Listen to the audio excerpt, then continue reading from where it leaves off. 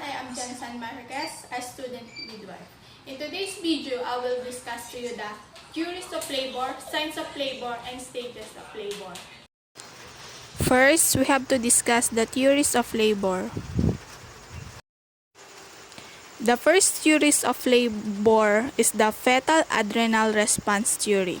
Certain hormones produced by the fetal adrenal and pituitary gland inhibits labor contractions. Second is the oxytocin stimulation theory.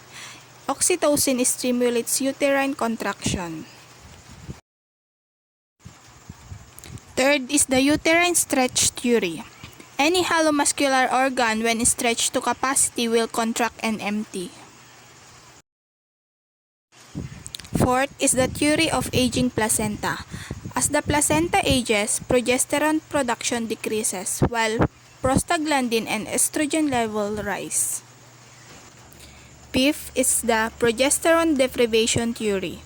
Decline of progesterone allows uterine contraction to occur. Sixth is the prostaglandin theory. During labor, prostaglandin production increases that results to uterine contraction. Next discussion is the signs of labor. First signs of labor is the Braxton Hicks contraction. This is the irregular painless contraction. Second is the lightening. This is the setting of the presenting part in the pelvic brim or inlet. Third is the floating, when head is still movable above the pelvic inlet or on palpation. Fourth is the engagement, descent of the biparietal plane of the fetal head to a level below that of the pelvic inlet. Last signs of labor is the fixation, descent of the fetal head to the inlet to a level that it can no longer be moved. We have also called the true labor. Uterine contraction increase in intensity, duration, and frequency. Ambulation increases contractions. Discomfort radiates to the lower back or lumbosacral area. Contraction persists even if woman is sedated. Progressive cervical dilatation and presence of show.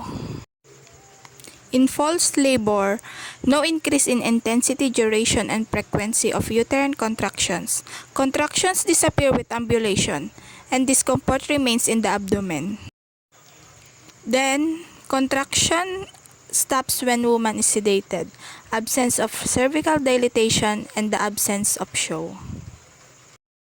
Our last discussion is the stages of labor. First stage of labor or the cervical stage, from the onset of true labor contractions until full cervical dilatation and effacement is achieved. In first stage of labor, we have the cervical effacement and cervical dilatation.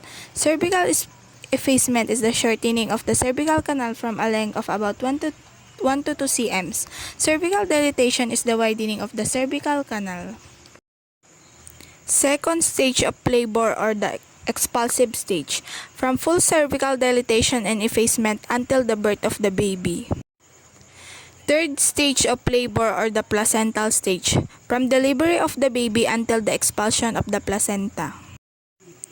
Then, the fourth stage of labor or the immediate postpartum period, from delivery of the placenta until condition of the woman is stabilized. That's all for today.